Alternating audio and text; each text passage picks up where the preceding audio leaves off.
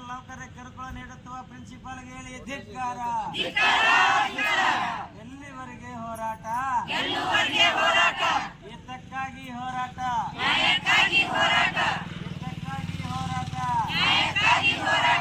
ಅಯ್ಯಯ್ಯೋ ಎಲ್ಲಿವರೆಗೆ ಹೋರಾಟ? ಹಿತಕ್ಕಾಗಿ ಹೋರಾಟ. ಇದೇ ಬರಲಿ ಏನೇ ಬರಲಿ, ಬೇಕೇ ಬೇಕು, ಬೇಕೇ ಬೇಕು. PF ಕಟ್ಟದ ಏಜೆನ್ಸಿಗೆ ಧಿಕ್ಕಾರ.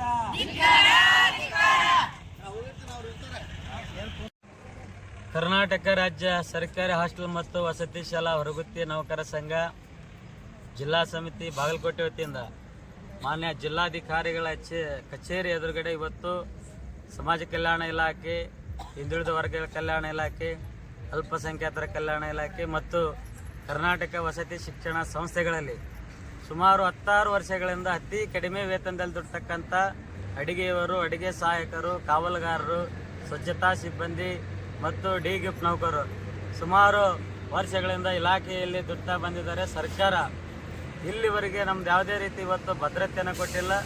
ಇದರ ಬಗ್ಗೆ ರಾಜ್ಯ ಜಿಲ್ಲಾ ಮಟ್ಟದ ಕೇಂದ್ರದಲ್ಲಿ ಕೂಡ ಸಾಕಷ್ಟು ಬಾರಿ ಹೋರಾಟ ಮಾಡಿದರೂ ಕೂಡ ಇವತ್ತು ರಾಜ್ಯ ಮಟ್ಟ ಅಧಿಕಾರಿಗಳು ಸುಮಾರು ಸಭೆಗಳನ್ನು ಮಾಡಿದ್ದಾರೆ. ಆದರೆ ಇಲ್ಲಿವರೆಗೂ ಕೂಡ ಯಾವುದೇ ಇವತ್ತು ಜಾರಿಯಾಗಿಲ್ಲ. ನಮ್ಮ ಒಂದು ಪ್ರಮುಖವಾದ ಬೇಡಿಕೆ ಏನಪ್ಪ ಅಂದರೆ, ಈ ಕಾರ್ಮಿಕ ಇಲಾಖೆಯ ಆದೇಶ ಪ್ರಕಾರ ಪ್ರತಿ ವಾರಕ್ಕೊಂದು ರಜೆ ಕೊಡಬೇಕಂತ ಆದೇಶ ಇದ್ರೂ ಕೂಡ ಇಲ್ಲಿಯ ಸ್ಥಳೀಯ ಮಟ್ಟ ಅಧಿಕಾರಿಗಳು ಅದನ್ನು ಗಾಳಿಗೆ ತೂರಿ ನಮ್ಮವರ ಇವತ್ತು ಯಾವುದೇ ರೀತಿ ರಜೆ ಕೊಡದೆ ಇವತ್ತು ಶೋಷಣೆಯನ್ನು ಮಾಡ್ತಾ ಇದ್ದಾರೆ. ಮತ್ತು ಕನಿಷ್ಠ ವೇತನ 31,000 ರೂಪಾಯಿ ಕೊಡಬೇಕಂತೇಳಿ ಹೋದ ವರ್ಷ ಬೆಳಗಾವಿ ಅಧಿವೇಶನದಲ್ಲಿ ಮಾನ್ಯ ಕಾರ್ಮಿಕ ಸಚಿವರು ಸಂತೋಷ್ ಲಾಡ್ ಅವರು ನಮ್ಮ ಧರಣಿ ಸ್ಥಳಕ್ಕೆ ಬಂದು ನಿಮ್ಮ 31,000 ರೂಪಾಯಿ ಕೊಡ್ತೀವಿ ಅಂತಕ್ಕಂಥ ಭರವಸೆ ಕೊಟ್ಟರು. ಆದರೆ ಇಲ್ಲಿವರೆಗೂ ಯಾವುದೇ ಇವತ್ತು ಜಾರಿಯಾಗಿಲ್ಲ. ಮೊನ್ನೆ ಮತ್ತೆ ಬೆಳಗಾವಿ ಅಧಿವೇಶನದಲ್ಲಿ ಮಾನ್ಯ ಸಮಾಜ ಕಲ್ಯಾಣ ಸಚಿವರಾಗಿರ್ತಕ್ಕಂಥ ಎಸ್ ಸಿ ಮಹದೇವಪ್ಪನವರು ಮತ್ತು ಹಿಂದುಳಿದ ವರ್ಗಗಳ ಕಲ್ಯಾಣ ಇಲಾಖೆಯ ಸಚಿವರಾಗಿರ್ತಕ್ಕಂಥ ಶಿವರಾಜ್ ತಂಗಡಿಯವರು ಕೂಡ ಬಂದು ಮನವಿಯನ್ನು ತಗೊಂಡೋಗಿದ್ದಾರೆ.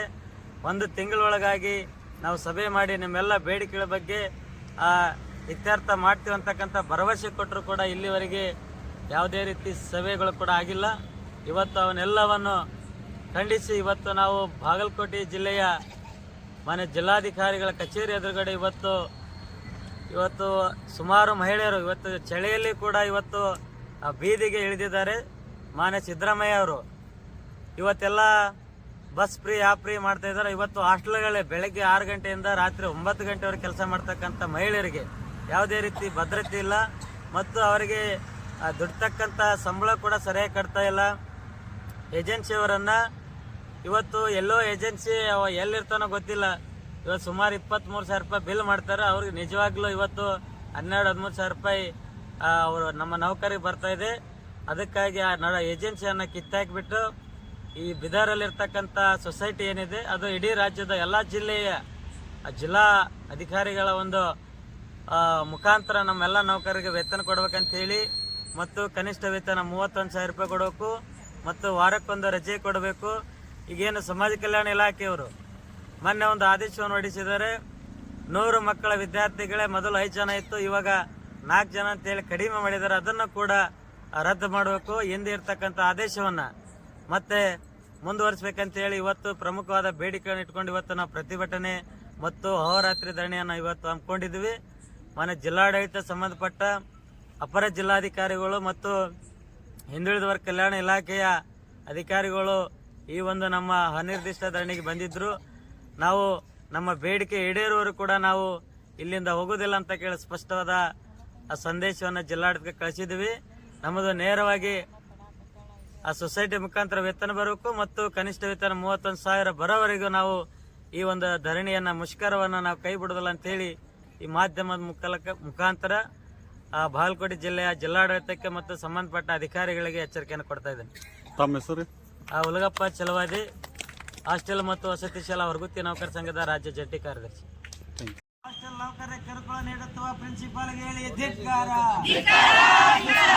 ಎಲ್ಲಿವರೆಗೆ ಹೋರಾಟ?